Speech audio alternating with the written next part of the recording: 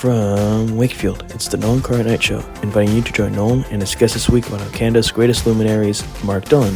And now, ladies and gentlemen, here's Nolan. And welcome back, ladies and gentlemen, to another edition of the show. And last week I spoke to one of Toronto's own, and now this week I'm speaking to one of Canada's very own, one of the top tier content releasers or promoters of the legendary music that is of the group I'll be talking about today, but also entertainment and so many other things. He is also the birthday man, so everyone out there, wish him a happy birthday in the comment section below or wherever you may tune into this episode. It's a great thrill and privilege to welcome on not just another Beach Boys fan, but the author of an amazing book, 50 Sides of the Beach Boys, the songs that tell their story, by Mark Dillon, who is our guest today. Mark, thank you for coming on. Thanks, Nolan. Thanks so much for having me on. Well, it's always a treat. And as I just said, there's a lot that's gone on, not just, over their career, but specifically more recently, as well as the last 10 years since you wrote about the book. And anyone who's had a front review to this and your aspect is certainly something to do. I mentioned sort of, you write about music and other aspects of entertainment as part of your written career. For you to write about things such as the music industry or the entertainment industry that was really, affected by the last 3 years of craziness, to now see people go out and enjoy it again, what's that been like from your perspective?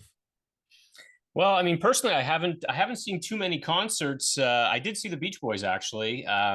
We tend to go to Cape Cod for our summer vacation, so the Beach Boys happen to be. This is the Beach Boys led by Mike Love and Bruce Johnston. They happen to be playing at the Cape Cod Melody Tent, so of course, I'm going to go see them. And it was a great show, and I guess a little bittersweet in retrospect, because we have heard recently that Scott Totten, who did a great job as the musical director for that band, has walked away from it after, I think, 18 years or something like that he was doing that. So I'm glad that I got to see Scott one last time, because I think he really maintained a high level of musicianship with that band. I was going to ask, what was the first concert or movie or something that you saw in public when everything wasn't as crazy? And you sort of said the Beach Boys. Well, I'm a big movie guy. I mean, I'm probably even a bigger movie guy than a music guy.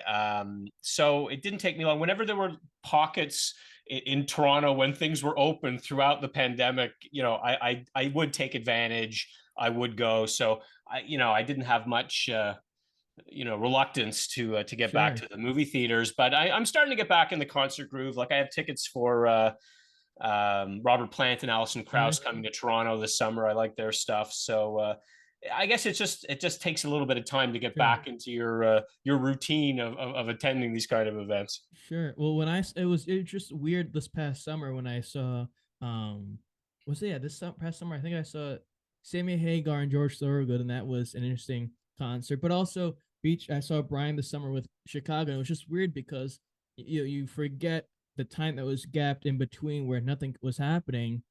The next thing you know, it's all back to normal. We'll go more to the specifics later, but as a kid growing up in Canada, far away from the sunny Southern California lifestyle that the Beach Boys sing about, positively or negatively for the last 60 years, for someone who's not growing up on the coast, who's not experiencing palm trees or anything of that nature, what was it about yourself and your cousins that introduced you to that music that made you such a fan? Well, it's funny because people are sometimes surprised for some reason that, oh, you live in Canada. Why would you like the Beach Boys? I remember for my book, so the book is structured that every song is a chapter. And every song is discussed through the perspective of somebody different. So I was very blessed in terms of who talked to me. And for example, Lyle Lovett talked to me about God Only Knows. And so, I arranged this through his manager. And when I talked to Lyle, he was like, yeah, I have to say, I was really surprised that, you up in Canada, would be so big into the Beach Boys. And I said, Lyle, I'm surprised that you from Texas would be so big into the Beach Boys, But I mean, it just goes to show that the music is universal. It doesn't matter even what it's about. And I mean, it created, let's face it, this kind of like heavenly excitement about surfing and hot rods and stuff like that. And, a lot of people saw American Graffiti, and that did it, in movie form. So, I mean, if it's foreign to you, that's attractive. That might be one reason also why England has always really loved the Beach Boys. Like they they spoke of their world, but they spoke of it in such a vivid way that you can't help but love it.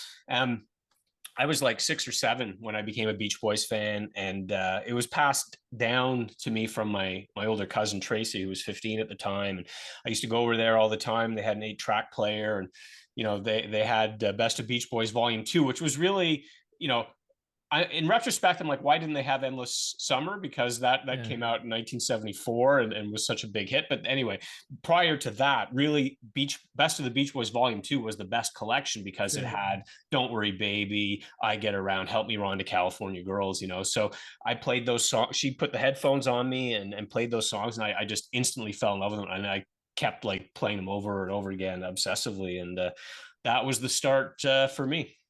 You talked about Endless Summer, which came out in the I believe it was 74 when it came out, and that of course set them back to being a greatest hits band. But around that time, in the late 60s, even with Carl and the Passions in the 70s, but even late 60s into the early 70s, it really diverged in terms of what they're writing about introspective music, and it advanced from the early days of the surf stuff. When you first listened to it, and I'm curious if there's a song where you first realized, oh, shit, this is much more than this basic stuff that they're writing about previously, and they're really onto something. So the first record that I bought, or my parents bought for me, it was one of these, I don't know if you get them in the States, KTEL. It was like a Winnipeg, Manitoba-based company that did all these like TV promotions, and they had a Best of the Beach Boys record that was advertised on TV. And so it had 20 of their hits from the Endless Summer era, although it wasn't exactly like Endless Summer, because the interesting thing about Endless Summer is it excludes some of their biggest hits from the era. Like they have top 10 hits, like I don't think When I Grow Up is on that, or Dance, Dance, Dance, or Do You Want to Dance? I mean, these were big hits. So this record had 20 of those early hits, and I loved it. And then I wore out the groove on that one, and I wanted more. So I ended up there was an album that came out, it's forgotten now, but it's called Good Vibrations, Best of the Beach Boys. Came out, I think, in 1976.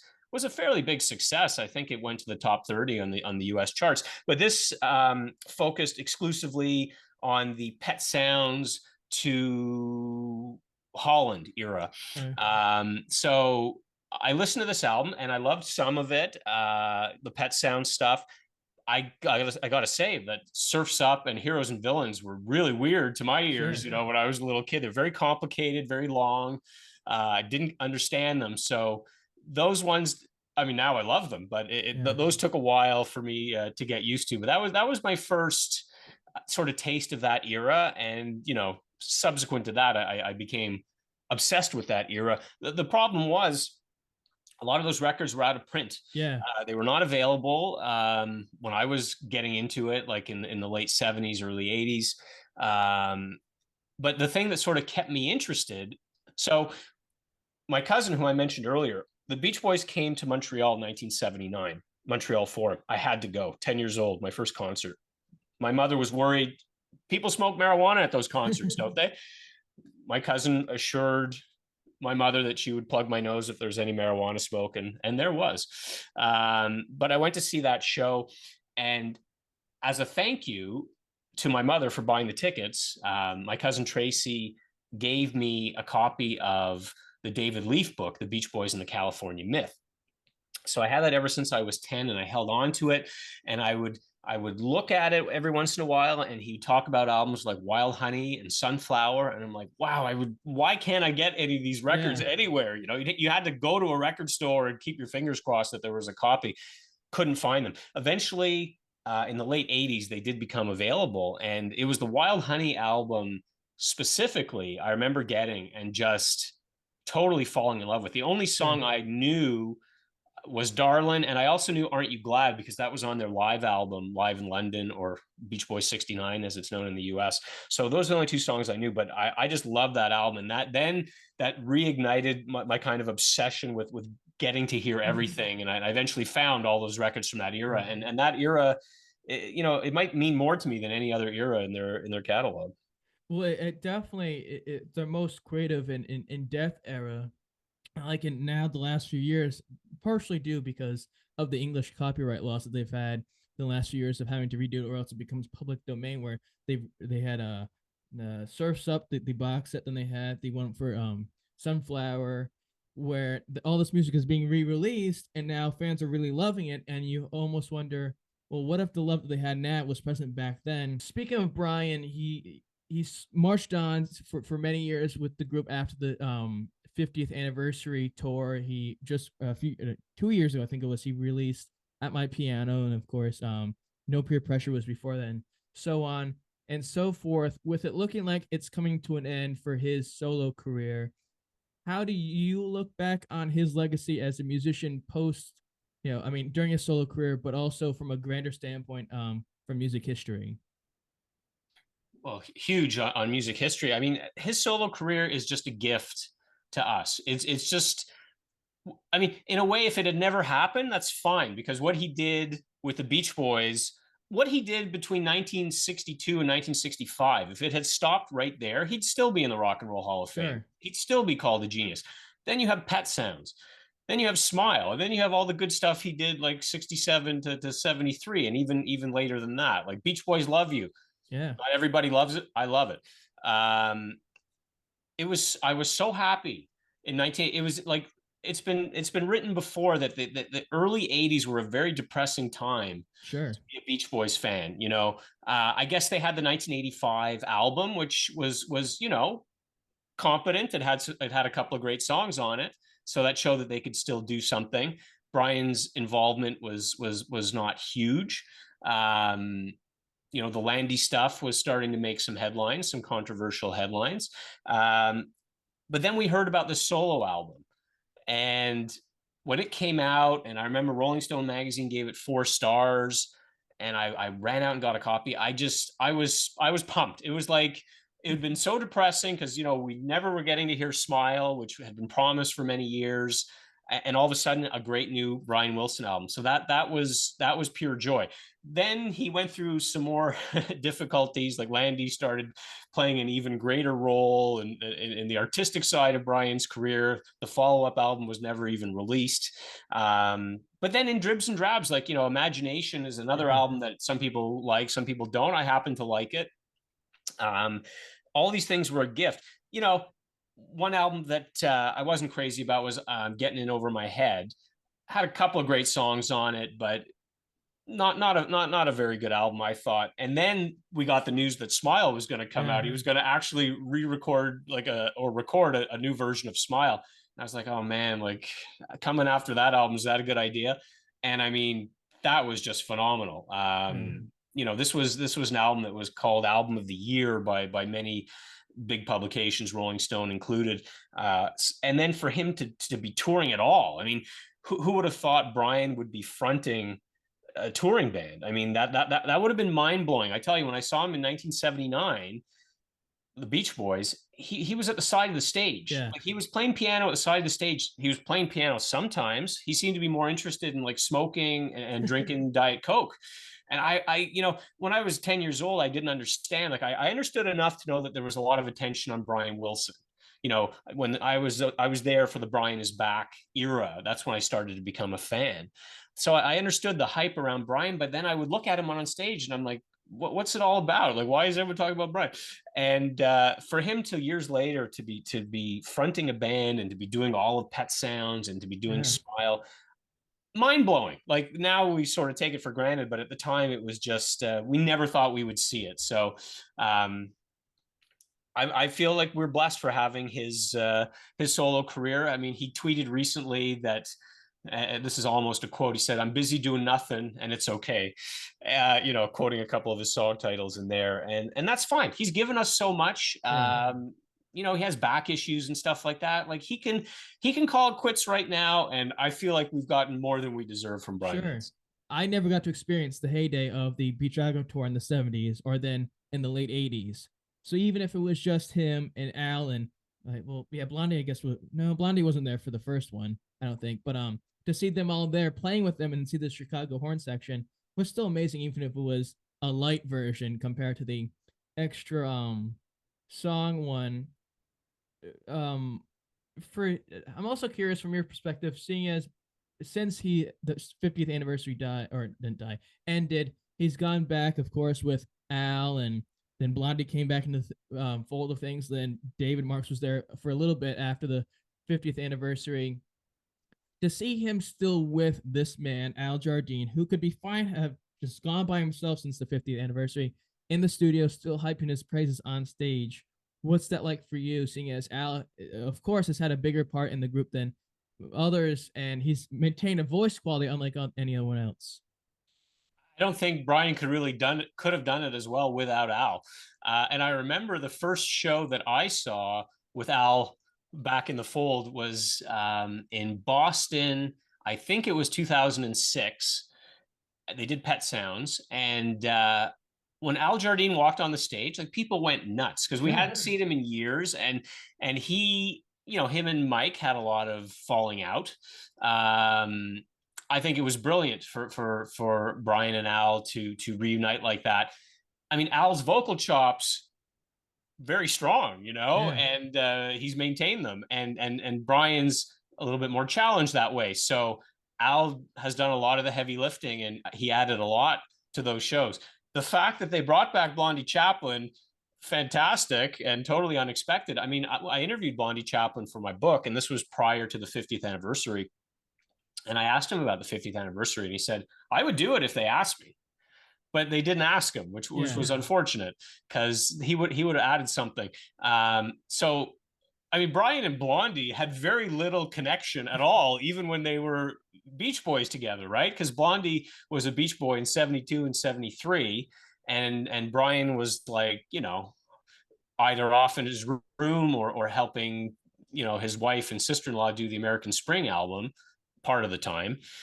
Blondie said, I had no idea where Brian was, and Blondie was out touring, and Brian wasn't touring at that time. So there wasn't a strong connection there, aside from the fact that Blondie sang Sail on Sailor, which is legendary. So great for him to bring Blondie into the fold. And man, Blondie really brings it. And, he was with the Rolling Stones for 10 years. Him and Keith Richards are like besties. And he's got that Keith Richards vibe about him. He would come on stage, he could play guitar like none of the others could play guitar. And he just brought like an energy that, so yeah, having Al and Blondie made those shows fantastic, helped Brian immeasurably.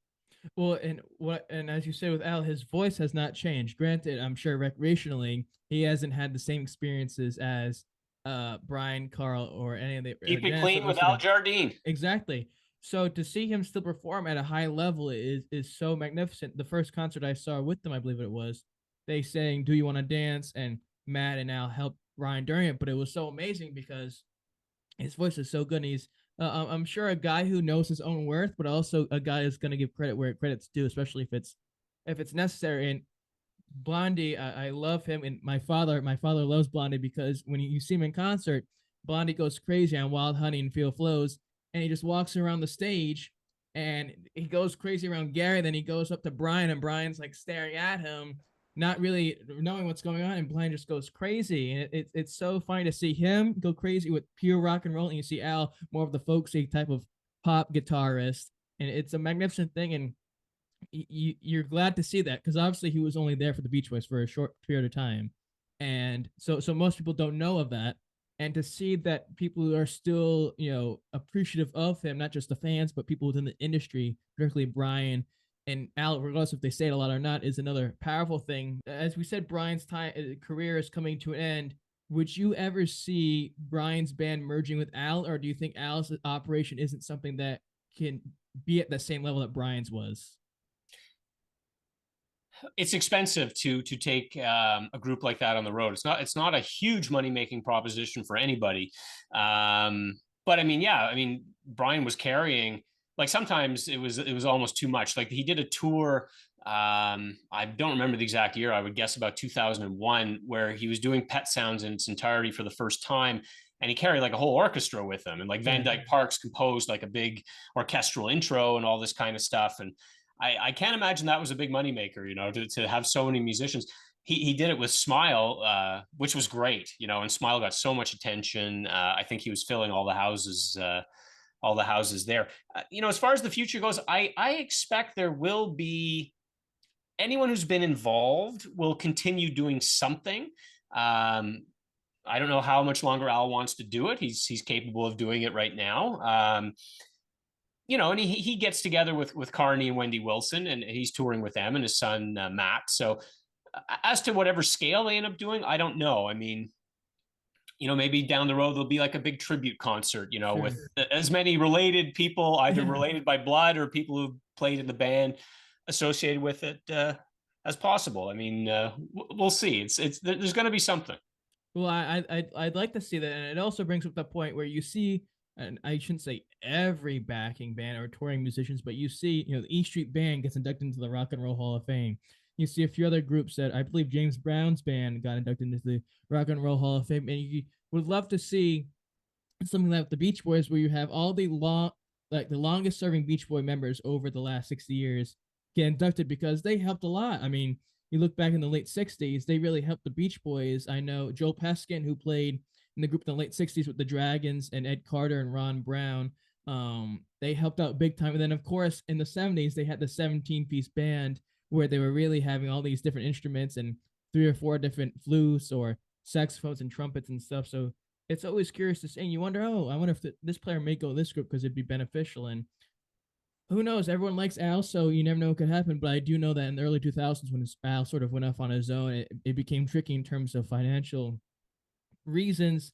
We talked about before we got going here of the current version of the Beach Boys, and they Scott Ton, after 20 years, was leaving. I believe John Cowsill as well.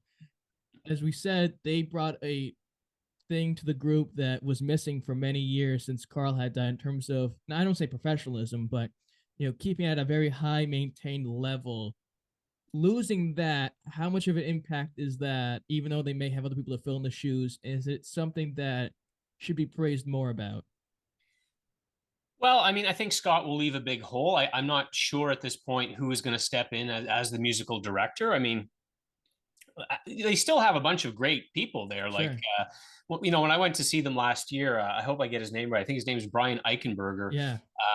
Fantastic singer. I was impressed. Like, there's a lot of talent, in that band. I don't know if they're going to bring in, somebody new or just go with what they have. But I don't know. I mean, credit to Mike. He wants to have it at a high standard, so he wants to have good people around him that care, and I know they care. Like, I saw them at the Cape Cod Melody tent back in 2013, hung out backstage, and Scott was apologizing to him. He's like, "Oh, we had a sound issue. Like, this wasn't, the mix wasn't good." And I'm like, I didn't even really notice that. It all sounded pretty good to me. But I mean, it just shows like that there is a high level of caring and professionalism in the band that surrounds Mike and Bruce. So I assume that with whoever's there, that will go on as long as they go on. Well, it's a great mix though as well, and I like Scott. Scott was another person I had on here, and he was able to actually, after we spoke on here, he got me backstage passes to go to the show I went to and spoke, and that was a totally interesting situation, which I can go later down the road about. And it's a curious thing because it's one of those situations where it doesn't happen often, where band members are leaving. In 90s that happened, early 2000s happened. Adrian Baker left, Phil Bardwell left. And it's another moment where in Beach Boys history, it's a big deal. Late 80s that happened, and situations like that where it's a big situation. Although to other people it might not be, but for us who really appreciate the music, when you have people like Scott and John, it's definitely an interesting situation. And everyone will still be going to the shows and everything of that nature. Though it'll be a little interesting to that extent. Speaking of that, do you see it as the beginning of maybe winding down for the Beach Boys in terms of still playing, or is it just a bump in the road and they just go right over the speed bump and they continue on? Look, I think Mike Love is going to keep on touring as long as he can. He's a very driven individual. I remember when I was writing my book, prior to 2012, and trying to set up an interview with Mike, and dealing with his publicist at that time. And the publicist said, "Oh, he can't talk for the next few days. He's spending time with his dad." I'm like, his dad, Milton Love, is still alive? Like, I wouldn't have even thought that. I thought the guy must have died 50 years ago or whatever, I think Milton Love lived to be 97 years old. Oh, wow. So I think Mike's got it in the genes, and he's very driven. So I think as long as he can do it, he's going to keep on doing it. You spoke about, and we talked about briefly, the tribute that they just had for the Grammys about a few weeks ago, but it was recorded a few months ago. Brian had one decades ago in early 2000s that was successful. They just had this one where there was a lot of current singers, not world class, decades long known musicians. Compared to when you finally saw it, when you first heard about it, what was your first take on it? And were you someone who was more reserved in the sense of how's this going to end up, or were you someone who was just interested regardless? In the TV special. Yeah, I thought it was well done. I mean, I thought they got some great artists. I thought there were some great performances. I mean, to see somebody like Brandy Carlisle, who's one of the coolest people in music right now, like speaking so effusively about the Beach Boys music and delivering these great performances. It was a wide variety. Like you had Nora Jones and Foster the People. I mean, it's just great to see that so many of these different artists are interested in the music and happy to participate. Beck, for example, and this is exactly what I wanted my book to be. Like it's the same kind of principle, right? You want these artists to talk about a song. In this case, in the TV special, they're performing it. But my main point was to talk to musicians. I wanted to talk mostly to the big musicians from today who are inspired by this music, because I think people don't realize how influential the Beach Boys are with so many different big artists. I mean, I could have gone, if they were available, I could have talked to people like Taylor Swift and Katy Perry and many others. Bruno Mars. They've all spoken effusively about the Beach Boys. So this was my initial point. I wanted to show that this music is timeless. It still means a lot to artists today. It's still influencing the musical scene today. It's not just history. It's very much alive. well, it's another moment where it's sort of like, okay, yeah, the Brian one had the Billy Joels, the Elton Johns of the world, and this one has the current version of it, where you might not have thought of, and maybe you didn't even hear some of these groups, where you thought, oh, that's surprising that some of these groups were so passionate. John Lennon, of course, did a perfect job on Sail on Sailor, and it's a moment where it's like, oh my gosh, and of course Michael McDonald and I forget what the group's name was where they did Don't Worry Baby, and it's a moment where it's like now you're also meshing the old with the new. We talked also about Irving Azoff, and now what they did in trying to continue the legacy of the Beach Boys after the founding members have all passed on. And it's sort of comical question: do you think that showcases the potential of seeing Stars and Stripes Volume One and Summer in Paradise being re-released since it's been over 30 years? Because we're dying for that. Yes. We're dying for it. Yeah. Look, I mean, neither of those albums is gonna take the world by storm. I don't think anyone's like, only the most hardcore of fans are really caring about that. Yeah. I mean, those albums like died on arrival. Although I just want to mention that on Stars and Stripes Volume One, I think there is one great track that doesn't get its due. I think the version of Caroline No Oh is, yeah. is quite something. I think it's a classic track. I mean, because it gives us something the original didn't. The original track was released as a Brian Wilson solo single, and he is the only person who sings on it. Yeah. The Beach Boys are not there. So this is the first time that we have it with harmonies. Yeah. So I don't know exactly how this all went down. My understanding is that Brian would have been in charge of the background harmonies on that song anyway, working with Joe Thomas, his producer. I think it's beautiful. Yeah. I think Timothy Schmidt from the Eagles gives a brilliant vocal on it, and Jimmy Webb had the strings. Like, people like myself might malign that album on the whole. That track is a keeper. Well, then you have "Warmth of the Sun" by Willie Nelson, who just celebrated That's good his too. 90th. Yeah. And then it wasn't Nora Jones. Why am I forgetting who sang "I Can Hear Music" on the album? I think it was Kathy Trickley. Right. And then there's another song there. There's a few good songs on there. "Sail on Sailor" isn't, I think, a decent one, but it's another example of, well, is it something that should have happened? Them country stars singing their versions of the song, and I know people say maybe it should have been different way around.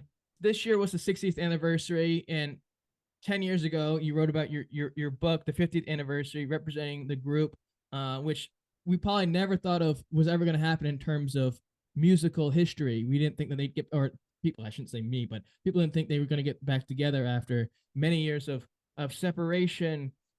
For you, in terms of your own enjoyment of the group, how important was it you to get out there, not just from your perspective, but in terms of music, culture, and society as well?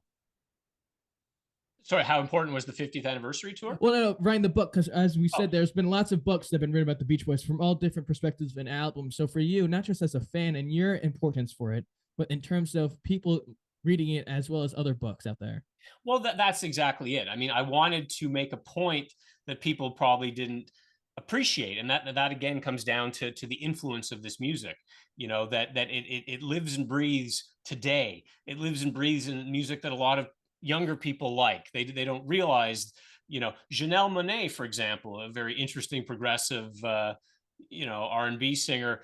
You know, she used some Brian Wilson harmonies on one of her songs. Like, you know, she's pretty cutting edge. So that to me was definitely the point. I mean, and the book sort of like evolved from that standpoint to why don't we talk to contemporaries of the Beach Sure. Boys? So, you know, why? Because, you know, John Sebastian, he was right there with a Lovin' Spoonful. They were opening for the Beach Boys. So you get those kind of great stories. Roger McGuinn from the Byrds. These are people I idolize, you know, and you know, they were competitive. They were sort of collaborative and competitive with the Beach Boys. So let's Yeah. hear what they have to say. And then, you know, in the end, like, why don't we talk to the creators of the music themselves, you Yeah. know, like not only the Beach Boys, and I was lucky in that, you know, all the Beach Boys who participated in the anniversary did talk to me, plus Blondie Chaplin. So they talked to me, and their collaborators, the people that were in the studio, Yeah. Hal Blaine, Carol Kay, Tony Asher, who wrote the lyrics to Pet Sounds. You know, I mean, they all deserve their claim of this legacy. Like, the Beach Boys didn't do it alone. Music is a very collaborative art form, you know, and they certainly benefited from the input of all these other people. And what I like though about the book, and I mentioned this when we got going and before I counted down, we officially started, is that unlike other books, which it's okay, 1961. This is when the group's kind of first starting, all the way to the end. It's a song, and you're describing the setting of the song, the setting of the times for the Beach Boys, and sort of what the song is about in your opinion. But then also the musician that wanted to speak about the song is sharing their take on the whole atmosphere and the time period as well. And it definitely keeps it more interesting than a historical thing of, okay, at this point they did this, more of like a fact book or something of that nature. When you went about the way you did, where you're asking these musicians to give their take on a song, is that a situation that really helps you get these people to do it? Because of course, as I said, there have been lots written about the Beach Boys. So did how you presented the book help you better off get these guests to speak about it, especially the Beach Boys themselves? Yeah, I mean, it's hard. It's harder at the beginning, you know, because these people don't know who I am, because I'm not. Although I have written published articles about music, I'm mostly known, you know, for writing about film and television. So they don't know who I am. This is my first book. So, you know, it's tough at first getting people to, believe me, the hardest part of the whole book was getting the interviews, like lining them up.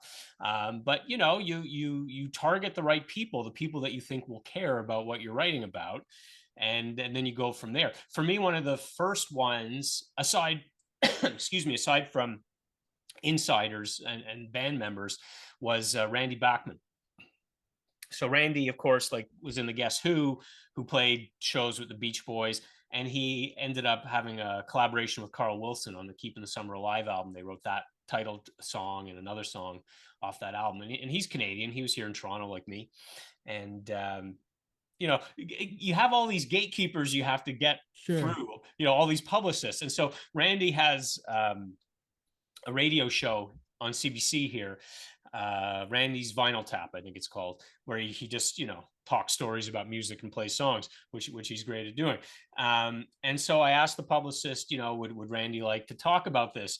And she was giving me this attitude, like, why are you like bothering me with this? Like, this is like, you know, this is not in my bailiwick at all. Yeah. So I felt kind of brushed off. And then, like, I get like an email a couple weeks later, like, oh, actually, Randy's really excited about your idea and he would love to talk to you. Here's his home phone number. Here's his cell phone number. Give him a call. So Randy became a real ally with me throughout this process, you know, to the point where not only did he, like, you know, we talk for the book, but I mean, we went backstage together for the 50th anniversary tour when it came here in Toronto, like me and Randy Bachman hanging out with the Beach Boys at my book launch. He was on stage with me. So you're really at the mercy of certain people taking you seriously, like Randy did. So then, I had this chapter with Randy that was pretty good because he had good stories. This helped me get an agent. And once you have an agent, then you're approaching publishers who will take you seriously. So I had that in my pocket. Also, we talked about Pacific Ocean Blue, and it's re-released in 2008. So, being the Dennis Wilson fanatic that I was, I pitched Canada's biggest newspaper, the Toronto Star, on a feature about this re-release, and they were like, yeah. So I did this whole big feature about Dennis, and I knew David Leaf. We could talk about that later, but I knew David Leaf already. But so I interviewed for this story him, indie musician Adam Marsland, who's recorded a great album, live album of Beach Boys covers, and of course to promote, the release, Jim Guercio, who was, he was their manager at the time. He spoke to me, and Greg Jacobson, who was Dennis's best friend, and co-writer and co-producer and all this. So, I had already made an impression with them. So I invited them all back. I called them 2 years later, and I'm like, actually, I'm going to write a book, for the 50th anniversary. And so it just, you get this kind of like mass that grows and grows. And then you approach, some big musicians, say, well, I have all these interviews. Here's a chapter. And as I said, I feel very lucky in terms of who did end up talking with me. Well, it's definitely a tough process, I'm sure, because you really bank on the fact that you hope to get in contact with them, because they're, as you said, gatekeepers who are the ones managing their day-to-day operations or things that they're going to do. So if that didn't work with getting all these people to interview, whether they're super famous or not, and talking about a song, was there ever a backup plan in terms of what the book would then be if you couldn't get these individual interviews? If Paul McCartney, if his manager says no, then I move on to the next one. There's no shortage of people. In fact, like, even though 50 people sounds like a lot to have in this book, each talking about a song, I mean, I feel bad because there's other people that would have been really good to include as well. So I'd never come to the point where, like, oh my God, I've like run out. I mean, the key was getting the Beach Boys, and the fact that, and that didn't come right away, but the fact that I got their buy-in was huge. Sure. I want to mention that, and you've said this before in other situations where there are artists who would mention this, who'd want to talk about a song that was already talked about. Let's say Joe Schmo says, "Oh, Good Vibrations," and then Tom Jones wants to talk about Good Vibrations as well. So it's sort of like, okay, you got to cancel that out and talk about another song. Or there's some artists who talk about a song but you didn't put in the book. So for you, planning that out, how much of a hurdle was that after you were able to put this plan through concrete and plan it out and then get in contact with these people? Surprisingly, that part wasn't as hard as you might think, because organically people wanted to talk about different songs. Like, I was surprised.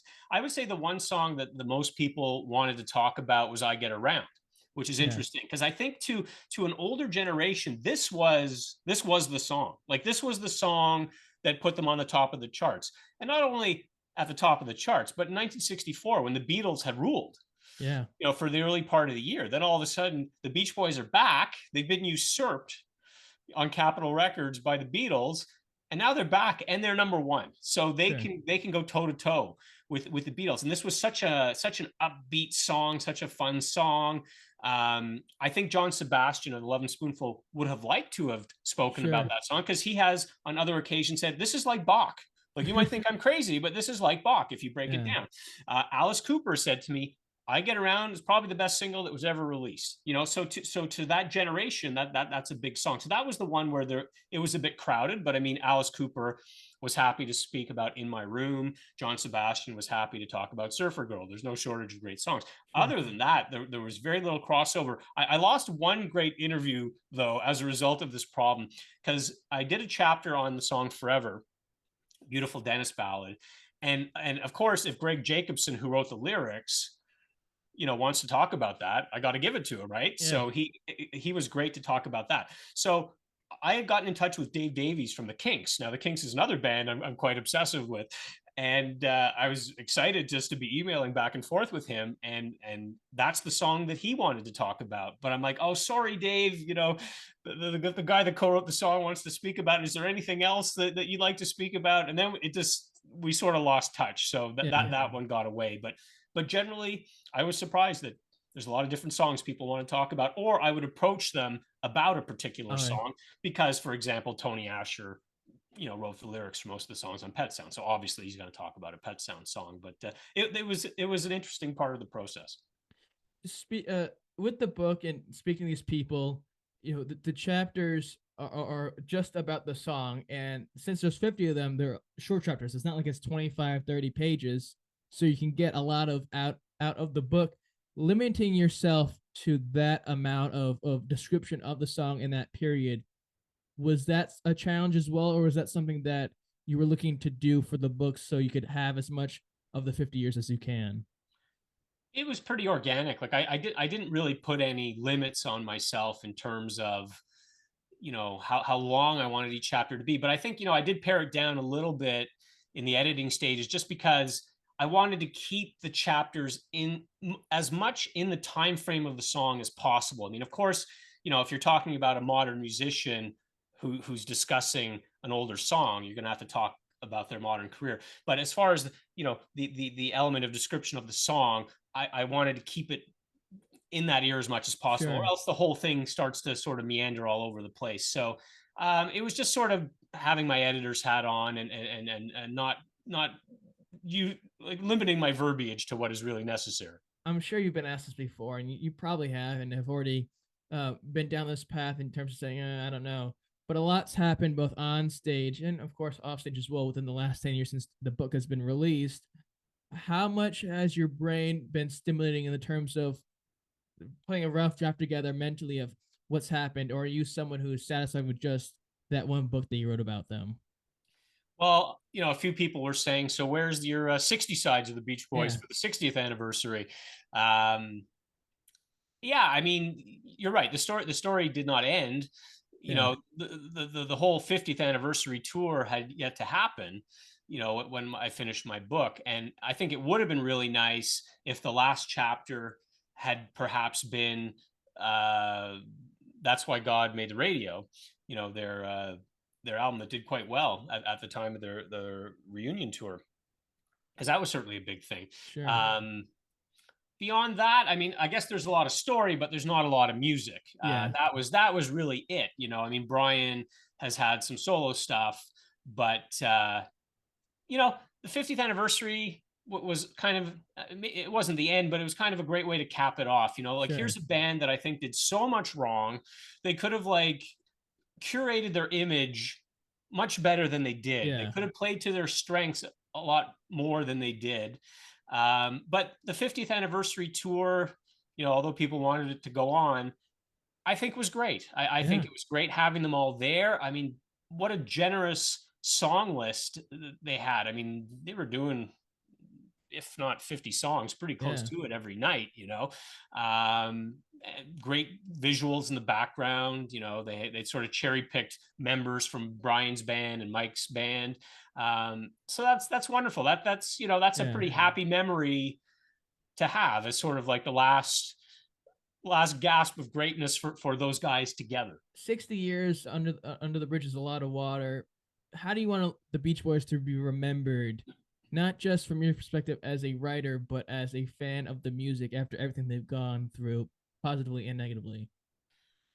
I just want, I don't want people to be dismissive of it as they have in the past. Like, oh, it's silly, or it's lightweight. Like, it's about surfing. It's fun. Like, there's not a lot of depth to it. But I think largely we're beyond that finally. Like, I think it has taken, the accumulation of many re-releases and things for people to understand. Like, I think people understand who Brian Wilson is. I don't think people necessarily understood properly Brian's role in the group. I didn't, as I said, when I was a little kid.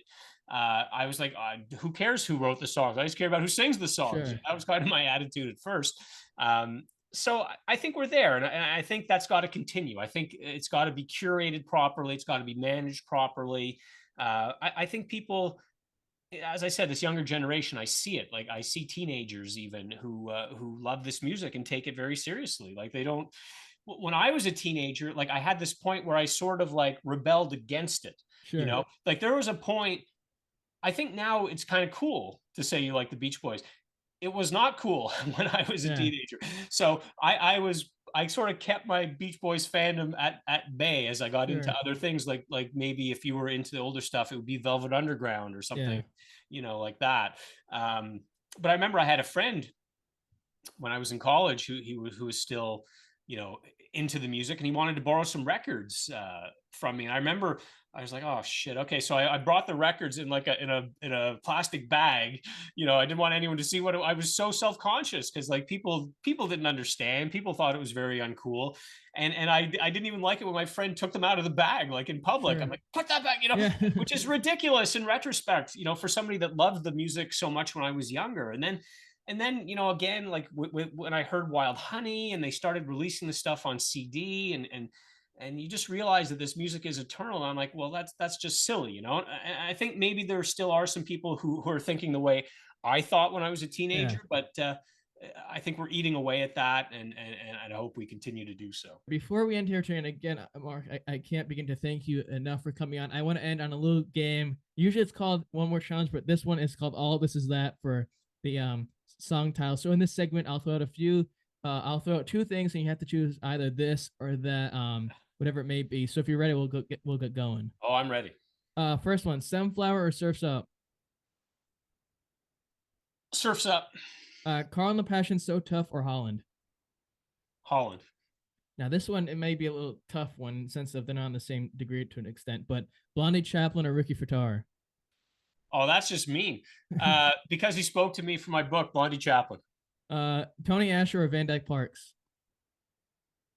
Oh, that's tough. We'll go with Van Dyke on that one, just because I love Smile. Yeah. And the last one, the Brian Wilson tribute show or the Beach Boys recent tribute show?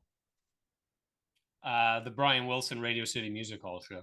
Well, I certainly agree to that, and luckily it's on YouTube and we can watch that. And it's a marvelous thing that all these years later they're still cruising as the song goes. Well, Mark, I want to say thank you so much for taking the time to speak for me for just over an hour. It truly means a great deal, as I said when we got going, to have a piece of content like this, 50 sides of the Beach Boys, the songs that tell the stories. It's definitely of quality, especially with all the other products out there that talk with music. So thanks for doing this. Thanks so much, Nolan. I had a great time. Well, if you all enjoy this, because who the hell went down the line when he gets inducted into the Canada Writing Hall of Fame, whatever the case may be, you can say, holy shit, subscribe. So subscribe, comment, share, all the fun jazz, because it'll really help the show, of course. And I know Mark that's the first thing that is on his mind to tell everybody back home in Canada. Follow on social media, Twitter, Nolan Car Night Show, Nolan Car Night, Instagram, Nolan Car Night Show.